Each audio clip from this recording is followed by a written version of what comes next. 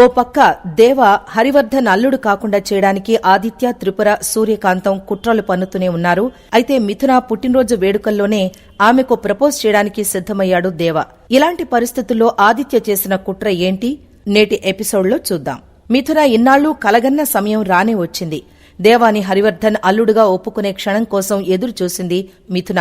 అయితే మరదలు పిల్ల అలంకృతను కాపాడ్డంలో మామ దృష్టిలో హీరో అయిపోయాడు దేవ. ఇక మిథున పుట్టినరోజు కావడంతో ఖరీదైన కారును బహుమతిగా ఇస్తాడు హరివర్ధన్. తనకు దేవా కంటే విలువైంది లేదని ఆ బహుమతిని తిరస్కరిస్తుంది మిథున.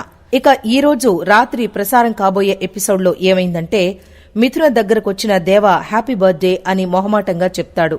అది విన్న మిథున ఉప్పొంగిపోతూ, కొన్ని మాటల్ని మనం చాలాసార్లు వింటాం, కానీ కొన్నిసార్లు మాత్రమే అది మనకు స్పెషల్గా అనిపిస్తుంది. హ్యాపీ బర్త్డే మిథున అనే మాటను చాలాసార్లు విన్నాను, కానీ నువ్వు చెప్తుంటే చాలా స్పెషల్గా ఉంది, కొత్త అనుభూతినిస్తోంది. అందుకారణం నువ్వు ఇక్కడ నా గుండెల్లో ఉండడం అనంటుంది మిథున. నువ్వు హ్యాపీ బర్త్డే అంటేనే నా మనసు ఉక్కిరిబిక్కిరైపోతోంది. అదే నా మనసులో నువ్వున్నావు మిథున, ఐ లవ్ యూ మిథున అని చెబితే ఆ సంతోషాన్ని మోయడానికి ఈ గుండెలో చోటు సరిపోదేమో. చెప్పేదేవా, ఆ మాట చెప్పే అని అనగానే, హా చెప్పేస్తా మిథున, చెప్పేస్తా అనంటాడు దేవా.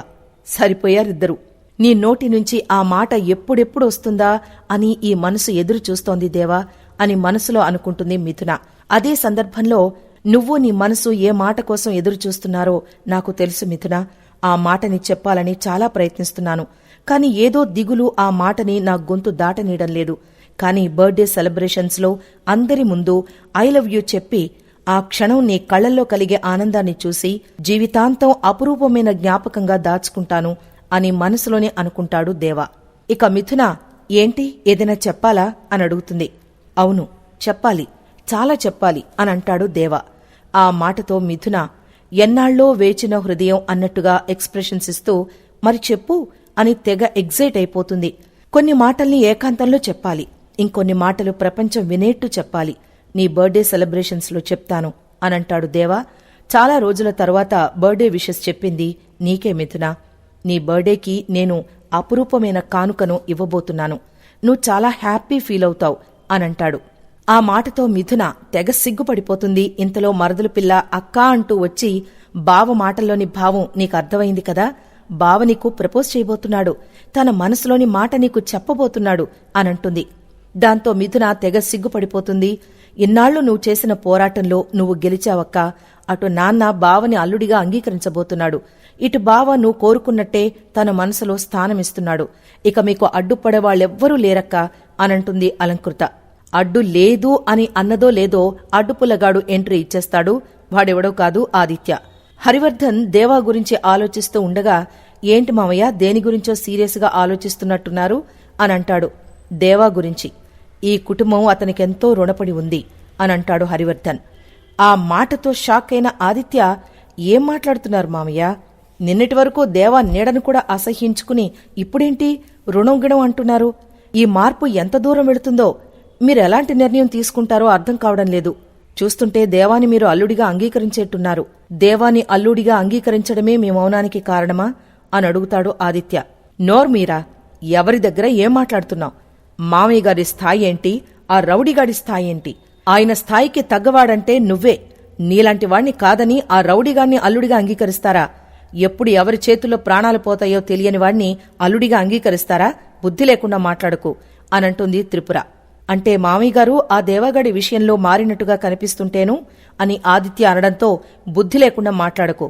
మామయ్యకంత తెలివిలేదా, బుద్ధి లేదా అలాంటి పిచ్చి పిచ్చి నిర్ణయాలు తీసుకోవడానికి?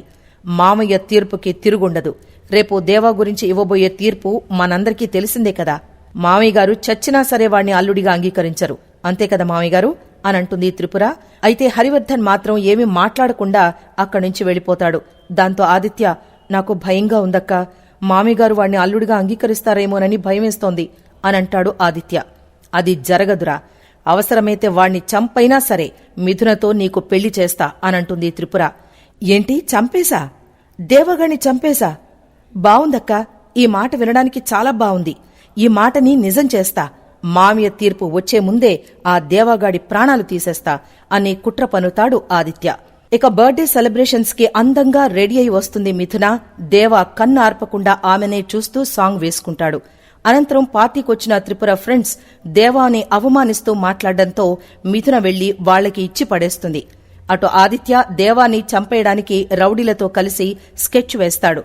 ఈ రోజు బర్త్డే పార్టీలో మిథునకు వీడు ఐ లవ్ యూ చెప్తాడు. వీణ్ణి మా మామ అల్లుడిగా అంగీకరిస్తాడు. ఆ లోపే చంపేయాలి అని రౌడీలకు డబ్బులిస్తాడు ఆదిత్య.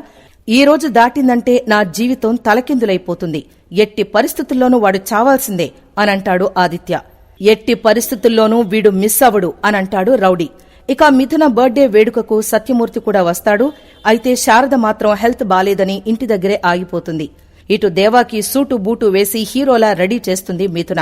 తన భర్తను అవమానించిన వారితోనే వావ్ అనేట్టు చేస్తుంది. ఇక రేపటి ఎపిసోడ్లో హరివర్ధన్ తీర్పు కోసం ఎదురు చూడాల్సిందే మరి.